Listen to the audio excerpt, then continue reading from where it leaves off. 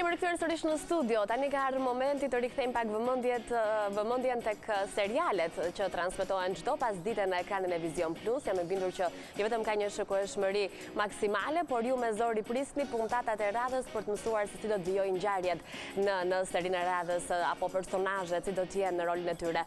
E në fakt inserti i radhës do të na flas për një ndër serialet më të reja që do të nisë në ekranin e Vision Plus, siç është ajo Shoqëria e lartë, dhe jo vetëm kaq, kemi shkëputur edhe një personazh nga dashuria e pafund për të njohur më shumë mbi jetën e tij reale. Ndajmë bashkë insertin.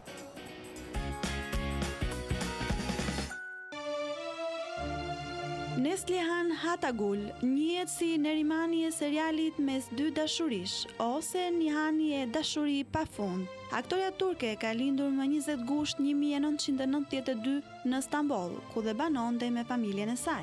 Ajo ka një vëlla të quajtur Ilkay, i cili është i martuar dhe ka një djalë. Babai i saj ka qenë shofer, ndërsa nëna shtëpiake. Ajo studion në Universitetin Yeditepe në degën e teatrit. Është interesante fakti se ka studiuar dhe ka treguar interes për kineman që në vitet e para të jetës së saj. Aktoria shikonte seriale dhe filma në kinema dhe mundohej që të kopjonte aktorët e famshëm, duke ëndërruar që të bëhej një hyll i vërtet. Që kur ishte adoleshente, Hatagul u përpoq që të hynte në botën e biznesit dhe kinemas. Ajo vizitoi disa agjenci me nënën e saj dhe në moshën 13 vjeçare la disa fotografi në secilën prej tyre. Në ato kohë adoleshente, ajo ra dakord që të bëhej pjesë e disa reklamave dhe kështu u bë fytyra e markave më të famshme turke. Bukuria e pazakontë dhe aftësia për të bashkëpunuar në harmoni të plot me kamërën ndikuan që shumë agjenci reklamash të rendin pas saj. Pra, karriera e saj si modele pululozonte. Megjithatë, Neslihan ishte interesuar për kineman, ndaj u përpoq shumë që të merrte pjesë në një film turk apo dhe serial. Së shpejti ëndra e saj u bë realitet. Ajo vure nga agjentët e studiove të kinemas dhe mori ofertat e para.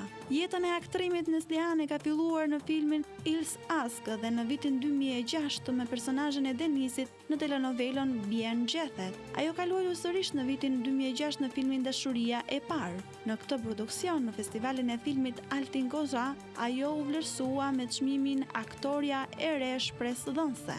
Në vitin 2011 ka luajtur në telenovelën Jeta vazhdon me regjisor Mahsun Kërmëzogul. Në vitin 2012 filmi Araf, i cili tregon dhe historinë e dy të rinjve që punojnë në një vend ku autobusët ndalojnë për pushim, fitoi dhe pëlqimin e shikuesve me performancën e Neslihan Hatagulit. Neslihan në vitin 2013 ka luajtur edhe në telenovelën Fati Arbie, ndërsa tani interpreton në serialin Dashuri pafund. Ajo pëlqen që të udhëtoj, ka vizituar Evropën, luan volejboll, praktikon edhe sportin e notit, lexon libra dhe shikon filma, ndërsa shpesh edhe shëtit me kal. Aktoria njihet për forma trupore të rregullta dhe e pyetur nga mediat se si ka arritur të ketë këtë trup, ajo ka thënë se merret rreth 2 herë në javë me sport, por tregohet e kujdesshme edhe me ushqimet. Mbi të gjitha për trupin që ka, 25 vjeçarja falenderon nënën e saj, e cila është 60 vjeçe, por peshon vetëm 52 kg. Për sa i përket veshjes, aktoria ndjek modën, koleksionet e reja, por nuk është shumë e guzimshme. Preferon këpucët me taka, por të rehatshme. Është e fiksuar pas syzeve dhe përpiqet që të ndjek trendet më të fundit të tyre. Neslihan dhe Kadiri u dashuruan me njëri tjetrin gjatë xhirimeve të serialit Mes dy dashurish dhe u martuan në korrik të 2016-s. Sot, përveç xhirimeve si aktor, dy të rinj po shijojnë edhe marrëdhënien e tyre, e cila i ka rezistuar fortunave të xhelozisë. Dashuria e pafund është një nga serialet më të ndjekura dhe më të pëlqyera momentalisht në vend. Shumë të njohur janë bërë edhe protagonistë të serialit, ndaj dhe interesi për jetën e tyre është rritur.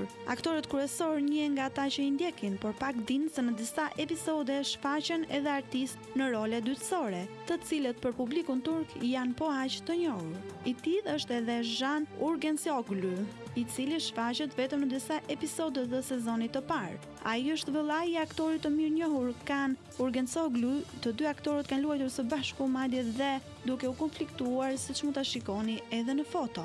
Duhet të thonë se vëllezërit ngjajnë shumë me njëri tjetrin dhe janë tepër të lidhur në jetën e përditshme.